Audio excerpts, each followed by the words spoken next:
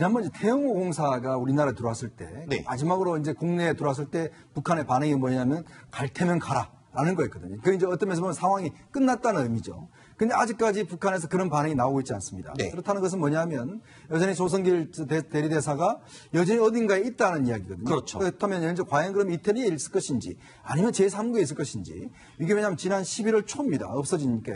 그렇다면 아마 이태리에 계속 있다고 한다면 아마 북한 입장에서 볼 때는 분명히 신변 확보를 하려고 노력을 할 겁니다. 예를 들어서 뭐 다른 곳을 옮긴다든지 그 중간에도 뭔가의 조치를 취하려고 할 것이고 그렇다면 아마 북한에서 여러 가지 요원들이 파견됐을 것이고 네. 또 주변국에 있는 대사관의 직원들도 마찬가지로 지금 이탈리아에 파견돼서 지금 신원을 찾는데 아마 집중적으로 노력할 것으로 보여집니다. 자, 우리 탑10 패널 중에 첩보, 정보의 전문가가 계시죠. 김종복 실장님. 네. 북한에서 지금 급파했다는 체포조.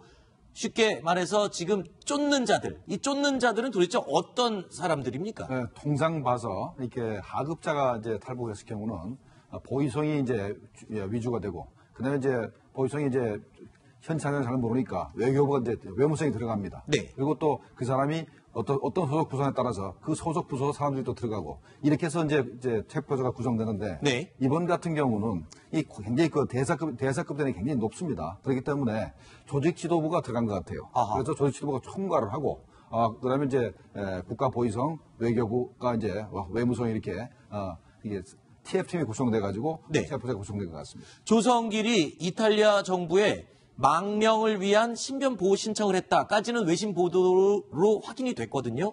그랬는데 뭔가 지금 체포조가 급파되고 이러면서 포위망이 접혀오니까 글쎄요. 뭔가 계획에 어긋난 게 아니냐 이런 목소리도 들리고 있거든요. 그러나 아마 이태리 정부는 철저하게 보호할 수 있고 벌써 안전한 지대로 빼돌렸을 가능성도 있습니다. 네. 이 조성길이 이태리에 오래 근무하고 단번에 이제 3등 소위관에서 1등 소기관으로 점프한 것도 이태리어를 잘했고 그랬죠. 또 김정은 위원장이 직접 필요한 선물 정치에 가장 그 적임자였기 때문에 오래 있지 않았습니까? 네. 제가 볼 때는 이 체포조가 로마를 중심으로 한 주변 국가에 이제 뭔가 공작원들이 우선 침투가 되겠습니다만은 좀 더 시간이 지나면서 이제 북경에서도 증강이 될 것이고 이 체포조는 단순히 조영길을 체포하는 데 목적을 두지만 다급한 경우는 암살하라는 암살 지령까지 내려져 있습니다. 그렇기 때문에 독침이나 기타 뭔가 총소리 내지 않는 무성 권총이나 이런 걸 휴대하고 접근해서 지금 아마 포위망을 좁힐 수 있습니다. 그렇군요. 이 지금과 같은 상황하고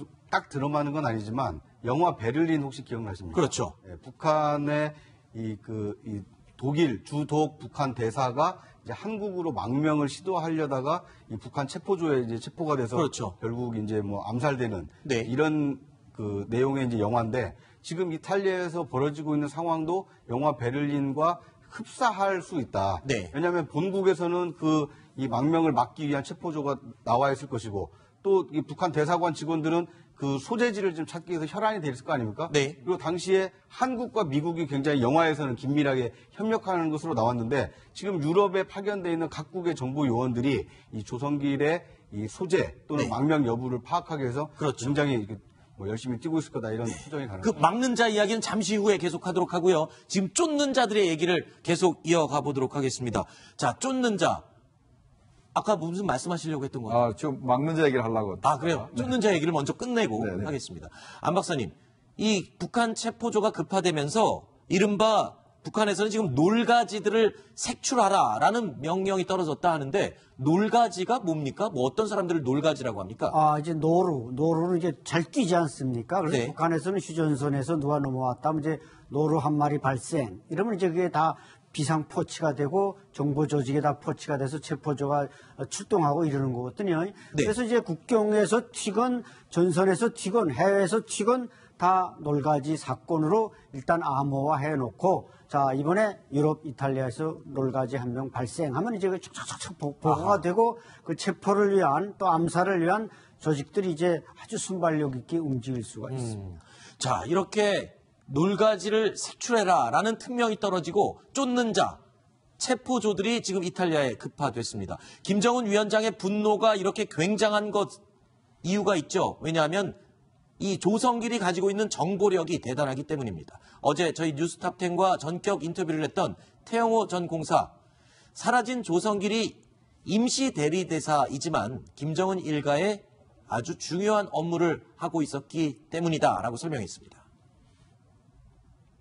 김정일의 금고직이라고 할 수 있는 김명철이라는 대표. 네. 10여 년 동안 거기서 자기 가족과 살았습니다. 그 사람이 2015년에 이태리로 망명했습니다. 온 가족을 다 데리고. 결국은 지금까지 이태리를 통해서 진행하던 이 밀수 루트 많은 이제 네트워크가 이제 없어지는 그런 일이 이제 생겼습니다. 그래서 결국은 다른 새로운 루트를 개발하고 이제 네트워크를 만드는 이런 일에 조성길 씨가 이태리를 하기 때문에 대비하지 않았냐라고. 김정은이가 북한 내부적으로 해외에 있는 대사관들이 어떤 과업을 주고 핵 보유국 지위를 굳히기 위해서 구체적으로 어떤 전략 전술적인 방향을 세웠느냐 하는 거는 조성길이가 현장에서 목격했을 겁니다. 그렇죠. 이 조성길 씨가 만약 우리 대한민국으로 온다면 그로부터 많은 정보 자료가 나올 수 있겠습니다. 이 북한에서 급파된 쫓는 자들, 이 체포조가 잡아야 하는 그 사람, 조성길은 그야말로 고급 정보를 가지고 있습니다. 밀수, 김정은의 사치품 밀수에 깊이 관여했을 것으로 추정이 된다. 태공사가 분석을 했습니다. 네, 그러니까 이태리가 뭐랄까 이 가방이라든가 뭐 핸드백이라든가 이런 옷이나 이런 게 굉장히 발달되어 있지 않습니까? 네. 소파도 그렇고 대리석도 마찬가지고 이런 김정은 그 가게에서 필요한 그런 사치품을 수입하고 그다음에 이제 김정은이 쓰는 요트도 영국제지만 이태리를 통해서 밀수가 됐습니다. 네. 뭐 이런 것들 그다음에 이제 김정은이 그 개인적으로 취향이 있는 이런 것들이 있어요. 무슨 뭐 야동이라든가 포르노 같은 거 이런 것도 아마 이태리도 도입이 됐을 겁니다. 아, 그래요? 과거에 그런 사례가 있거든요. 어떤 사례였습니까? 이태리 그 포르노 영화를 제작하는 그 회사에서 우리 대사관에다가 그 목록을 포르노 제목 목록을 잔뜩 보내면서 돈을 달라고 청구한 적이 있었습니다. 비용 청구를 잘못했군요. 이 북한 대사관에 가야 될 걸 청구하는 바람에 북한이 어떤 포르노를 밀수했는지 바로 우리가 전부 다 알게 됐습니다. 우리 정보당국에서 그걸 본의 아니게 파악을 하게 됐었죠. 그렇게 파악한 사례가 있는데 아마도 그런 그 어처구니 없는 일들을 했을 겁니다. 그렇기 때문에 아마 조성길 입에서 엄청난 많은 얘기들이 나올 가능성이 있죠. 네. 지금 현재 목숨을 걸고 쫓기고 있는 자, 북한의 조성길. 이 조성길과 인연을 맺었던 이탈리아 인사들은 어떻게 이 조성길을 기억하고 있을까요? 들어보시죠. Lui era molto orgoglioso e fiero del suo popolo e del suo Stato e tant'è vero che parlando anche con gli imprenditori ha trovato veramente una empatia o una collaborazione proprio perché il carattere diciamo forte, autoritario, determinato della Corea del Nord si sposa bene con gli imprenditori qui della sinistra Piave in particolare, che sono la prima e la seconda generazione e hanno vissuto un passato di difficoltà e anche di ristrettezze economiche. 그리고 또 조성길 대사 대리를 기억하고 있는 이탈리아 현지 사람 가운데 또 다른 사람은 매우 개방적인 사람이었다. 이런 회고를 하기도 합니다. Assolutamente non c'era nessun sentore, anzi l'incontro è stato molto amichevole e visto poi quello che è venuto fuori anche dalla Corea, penso che lui fosse molto aperto in questo senso, che auspicava, io penso, una apertura al mondo di dialogo, di rispetto, di reciproca accoglienza, quindi mi sembrava che questo faceva parte del suo modo di essere. 이현정 의원님, 네. 조성길 대사 대리 지금 주변에 아는 사람들 보면 상원 의원도 있고요, 종교인도 있고 굉장히 다양한 사람들과 친하게 지냈었던 것 같습니다. 그러니까 이제 본인이 사실은 3등 서기관에서 1등 서기관 되고 난 다음에 대사 대리를 했지 않습니까? 네. 아마 그런 걸 보면 굉장히 다양하게 어떤 활동을 했던 것 같아요. 네. 근데 사실은 조성길 지금 대사가 이제 신원 자체가 이제 없어진 게 지난 11월 초잖아요. 네. 근데 10월 달에 무슨 일이 있었냐면 문재인 대통령이 로마를 방문했습니다. 아하. 그래서 문재인 대통령이 로마를 방문해서 교황을 만나서 김정은 위원장의 어떤 만약에 교황을 북한을 초청할 경우에 초청에 응할 수 있느냐 이걸 물어서 사실 교황이 가겠다라는 이야기를 했어요. 그랬죠. 그렇다면 사실은 그때 당시에 그 현장에 있었던 게 바로 지금 조성길 대사 아니겠습니까? 그렇죠. 그 이후에 어떤 이게 바로 사실은 이제 망명이 이루어진 거거든요. 네. 그렇다고 한다면 사실 그 이후에 사실 북한 측에 전혀 움직임이 없었어요. 왜냐하면 우리 입장에서 보면 당연히 김정은 위원장이 우리 문재인 대통령한테 교황을 좀 초청해 달라고 이야기를 했고 그렇죠. 그걸 전달했지 않습니까? 네. 근데 그 이후에 북한 측에서 아무런 조치가 없었어요. 아하. 그런 걸로 비춰보면 그때 연락이 끊겼을 수 있다. 그렇죠. 왜냐하면 그 작업을 해야 될 게 바로 조성길이었죠. 조성길 대리대사거든요. 근데 그때부터 사라져 버렸기 때문에 아마 북한 측에서는 뭔가 이야기할 수 있는 루트도 없어져 버리고 네. 상황 자체가 완전히 지금 비상 상황이 되다 보니까 그 문제에 일체 관심이 없었던 것이죠. 그런 유추를 해볼 수가 있겠군요. 사실 북한의 교황 초청이 활발하게 논의되다가 우리 대통령이 가서 의사를 전달을 했는데 그다음부터 논의가 그렇습니다. 완전히 중단됐거든요. 그 시기가 조성길 대사대리가 사라졌던 시기와 묘하게 일치한다. 이런 유추가 가능한 것 같습니다. 또 한 가지를 좀 덧붙이자면요. 네. 그 이후에 북미 대화 실무 협상도 거의 이루어지지 않지 않았습니까? 아, 그러네요. 그러니까 남북 관계도 마찬가지고. 그러니까 이 북한으로서는 뭔가 대외적으로 협상을 활발히 할 수 없는 내부적인 문제가 아하. 이 조성길 대사의 어떤 망명과 관련이 있다. 이렇게 생각해 볼 수도 있을 것 같습니다. 어찌됐든 간에 지금 이 순간 조성길 대사대리는 연기처럼 사라졌습니다. 현재 행방은 오리무중인데요. 궁금한 게 있습니다. 김정복 실장님. 네. 망명 요청까지 한 것으로 지금 알려져 있는 상황에서 망명을 한다 그러면 망명에는 보통 어떤 루트가 있습니까? 일단은 자기가 망명하고 싶은 나라의 대사관을 찾아가는 게 가장 빠릅니다. 그렇죠. 그런데 제가 볼 때는 뭐 미국 대사관 간 것 같지 않고 만약에 미국 대사관 갔으면 벌써 전제 미국 가 있어야 됩니다. 네. 그러니까 현재는 이태리 내에 있다고 하니까 아마도 이태리 정보기관에서 보호하고 있는 것 같은 생각이 들고. 네. 그런데 이제 재밌는 거는 이태리 정부에서도 이태리 정부에다 망명 신청을 한 적은 없다 이렇게 얘기를 하고 있습니다. 네. 그러니까 이태리 정부에서 망명 신청을 이태리 정부에서 보호하고 있지만 네. 이 사람이 아직까지 어디로 갈지는 아직 모르는 겁니다. 네. 그래서 현재 조사를 좀 하고 있고 조사 끝나게 되면은 제3국으로 원하는 제3국으로 보내면은 그 나라에서 이제 보호를 해서 그 나라로 데려가게 되겠습니다.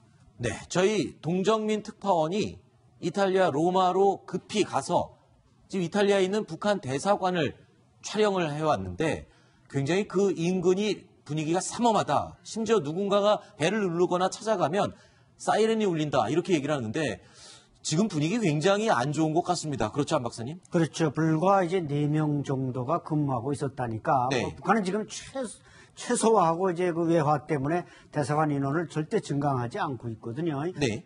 이러다 보니까 아마 그 대사관 분위기도 그렇고 이제 또 대사관으로는 이제 많은 그 공작원들이 뭐 체포자라든지 이런 사람들이 와야 되니까 현재 그 안에 남아있는 사람들로서는 신경을 곤두세우고 외부의 어떤 감시나 서치에 대해서 철저하게 방어하고 있다고 봐야 됩니다. 네.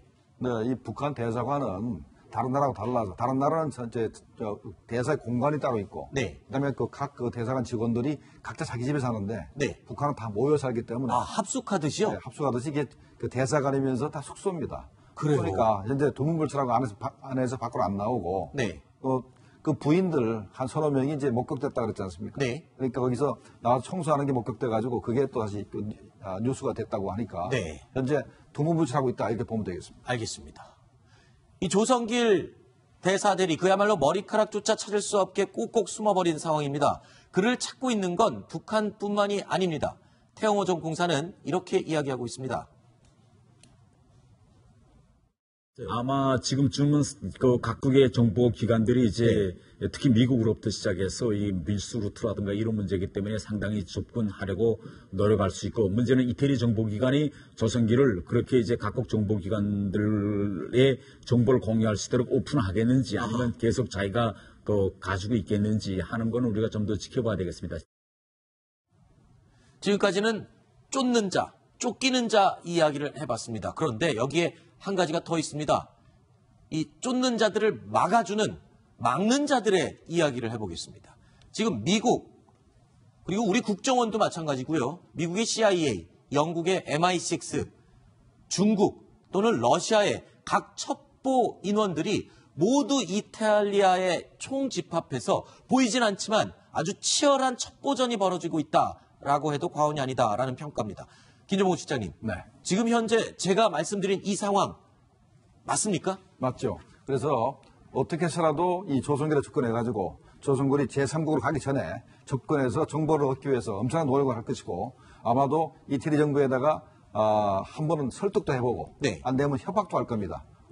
이태리 정보기관에서 실수를 해가지고 이태리 정보기관원이 뭐 자기 나라에 이렇게 억류돼 있다든가 하는 나라는 그걸 미끼로 해가지고 한 번만 그 조선기를 만나게 해주면 내가 이 사람을 석방하겠다. 뭐 이런 식으로 해서 설득과 협박을 병행하면서 계속해서 접근하려고 노력할 겁니다. 네.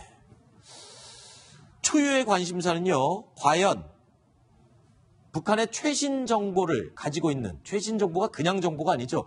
김정은의 이 사치 생활과 밀수, 심지어는 핵과 관련된 최근의 외교관들에게 떨어진 지시사항, 그리고 교황청과의 컨택, 이 내용까지 모두 알고 있을 조성길.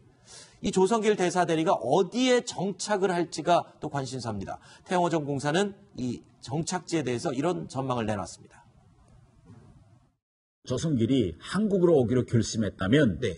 이태리 측에 한국행을 난 한국으로 보내달라고 결심했으면 지금 한 달 정도 시간이면 우리 이제 관계자들이 조성길과 필경 네. 접촉했을 거고 혹 서울에 이미 와 있을 수도 있는 가능성이 대단히 큽니다. 네. 그러나 만일 조성길이 한국행을 결정하지 않았다면 네. 이태리나 혹은 유럽 온화한 곳에서 신변보호를 받으면서 이제 머물러 있을 가능성도 큽니다. 자, 오늘 오전부터 다 조성길 대사 대리가 어느 나라로 망명할지에 대한 예측이 쏟아지고 있습니다. 안 박사님은 어느 국가로 망명할 것으로 예상을 하고 계십니까? 제가 볼 때는 미국 아니면 대한민국 두 군데에서 선택할 것이다. 그렇게 봅니다. 일각에서는 뭐 김한설이 있는 뭐 네덜란드로 가지 않겠느냐 이렇게 말하는 사람도 있지만 관례를 볼 때 네덜란드에 가서 이 망명자 탈북자가 정확하게 정착한 사례가 거의 없고 특히 미국에는 이제 97년에 망명한 장승길 이집트 대사, 뭐 김정은 위원장의 이모 고용숙 뭐 이런 마저 연계 지어서 삶을 공동체적인 의식을 가지고 살아갈 수 있는 벨트가 있습니다. 네. 그러나 무슨 네덜란드나 이런 데는 전혀 없고 또 하나는 이제 대한민국으로 오는 게 사실은 가장 바람직스럽죠. 왜냐하면은 우리 정부로서도 이런 대우라든지 물질적 혜택이나 또 대한민국은 3만 명이 넘는 탈북민들이 있지 않습니까? 특히는 태영호 공사가 그 바로 롤 모델이죠. 지금 와서 뭐 일각에서는 뭐 어떤 탄압받는다 뭐다 하지만 태영호 공사로서는 아주 자유스럽게 활동을 하고 우리 탑10에 나와서도 우리 국민들에게 많은 걸 알려주고 있기 때문에 네. 제가 볼 때는 조성길 대사의 가장 정확한 정착지는 서울이 되어야 한다고 봅니다. 네. 네, 서울이 돼야 되는데 네. 현 정부가 만약에 조선기를 데려오면은 남북 관계 불안 영향이 있을 수 있으니까 네. 현재 접근 조치도 안 하고 있는 것 같고 네. 그다음에 만약에 정말로 오게 되면 이런 일이 벌어질 겁니다. 태영호공사처럼 활동을 하는 게 아니라 정부 기관에 근무하게 만들면서 네. 일반 언론 매스컴에 노출시키지 노출을 않고. 전혀 안 시키고 그렇게 활동할 가능성은 있죠. 그 이유는 뭐죠? 그렇게 하면은 북한이 그 조선길에 대해서 보복을 하거나 아니면 북한 내부에서 이렇게 모략선전하는 일이 줄어들게 됩니다. 네. 태영호공사 같은 경우는 이렇게 활동하니까 태영호공사의 친형이 나타나서 인간 쓰레기라고 이제 조선중앙TV에서 막 비난하고 그랬지 않습니까? 네. 그런 걸 할 필요가 없는 거죠. 그러니까 만약에 조선길이 여기 들어와서 공개활동 안 하면은 북한에서 모른 척 할 겁니다. 북한 대내 주민들한테도 전혀 언급 안 하고. 네. 그러니까 지금 이 11월에 잠적한 이후에 2달 이상 그 거취가 묘연한 이유 중에 하나는 네. 방금 안 박사님이 말씀하신 대로 한국 아니면 미국으로 갈 수밖에 없는데 네. 지금 한국은 김정은 위원장의 답방이 언제냐. 그렇죠. 답방을 지금 실무적으로 준비해야 되는 시점에 만약에 저런 대사급의 망명을 받아들인다라면 답방 거부 명분이 될 수 있는 거 아닙니까? 그렇죠. 그러다 보니까 이제 우리 정부는 굉장히 입장이 난처할 것이고 네. 마찬가지로 제2차 북미 정상회담을 앞두고 있는 미국 입장에서도 대사의 망명을 받아들이면 혹시 이것이 북미 정상회담에 좀 악영향을 끼칠 수 있는 거 아니냐. 네. 그래서 이제 심사숙고하다 보니까 일단 그 북한을 탈북하는 것까지는 그 조성길 대사가 결심을 했지만 어디로 갈 건지 거취에 대해서는 아직 명확하게 갈 곳도 못 정했고 가야 되는 곳에서 아직 긍정적인 시그널을 받지 못했기 때문에 네. 이런 행방이 묘연한 기간이 좀 길어지는 거 아니냐 이렇게 생각해 볼 수 있을